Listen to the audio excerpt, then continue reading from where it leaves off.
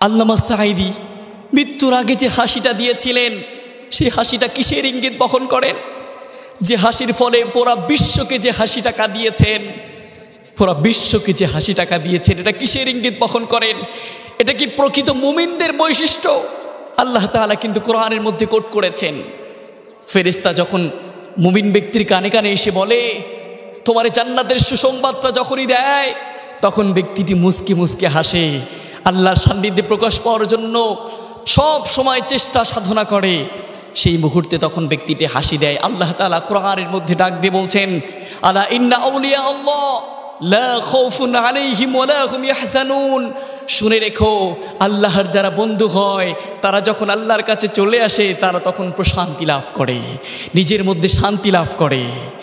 এখান থেকে ইঙ্গিত বহন করে একমাত্র আল্লামা সাঈদী আল্লাহ তাআলার প্রিয় একজন ব্যক্তি ছিলেন, একমাত্র প্রিয় একজন ব্যক্তি ছিলেন। এই জন্য তখন তিনি কি করেছেন? মৃত্যুর আগের দিন কত সুন্দর একটি হাসি দিয়েছেন, যে হাসিটার ফলে পুরা বিশ্ব কান্না করেছেন, সে হাসিটার ফলে পুরা বিশ্বকে কাঁদিয়েছেন। যেমন করে ইব্রাহিম আলাইহিস সালামকে আল্লাহ তাআলা বললেন, ও ইব্রাহিম তোমারে চলে আসতে হবে। আজরাইল আলাইহিস সালাম যখন জানটা কবজ করতে যাবেন, তখন ইব্রাহিম আলাইহিস সালাম বলেছিলেন, ও আল্লাহ তুমি না আমার বন্ধু হও?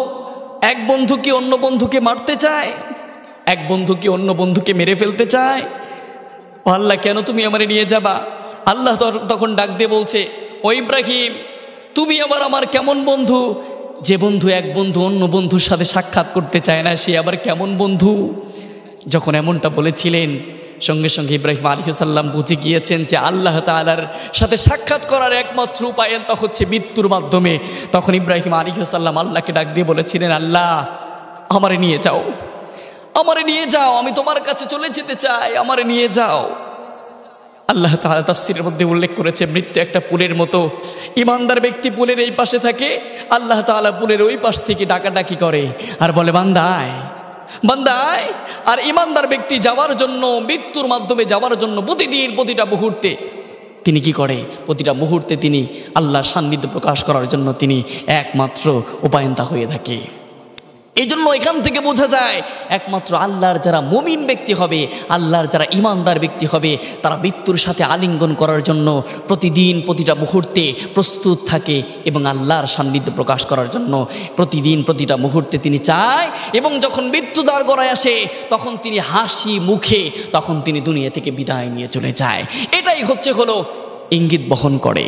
এজন্য আমার মনে হয় আল্লামা সাঈদী মৃত্যুর আগে যখন ফেরেশতা যখন তাকে বলেছেন, তিনি বুঝতে পেরেছেন আমাকে দুনিয়া থেকে বিদায় নিয়ে চলে যেতে হবে, আল্লাহর সাথে আমার সাক্ষাৎ করতে হবে, মৃত্যুর মাধ্যমে আল্লাহর সাথে সাক্ষাৎ করতে পারবো। এতদিনের জুলুম, এতদিনের অন্যায়, এতদিনের অবিচার আজকে বোধহয় আমি কি করতে পারবো? আজকে বোধহয় আমার সাধনা আমার মিটে যাবে। তখন তিনি একটা হাসি দিয়েছিলেন, মৃত্যুর আগ মুহূর্তে যে হাসিটা দিয়েছিলেন সেটা পুরা বিশ্বকে কাঁদিয়ে গিয়েছেন। আজকে বিশ্ব সেই হাসির দিকে তাকিয়ে থাকে। আজকে সেই বিশ্ব সেই হাসিটার দিকে তাকিয়ে মানুষগুলো শান্তি, মানুষগুলো সমস্ত বেদনাগুলো ভুলে যাচ্ছে আজকে একটা হাসির দিকে তাকিয়ে।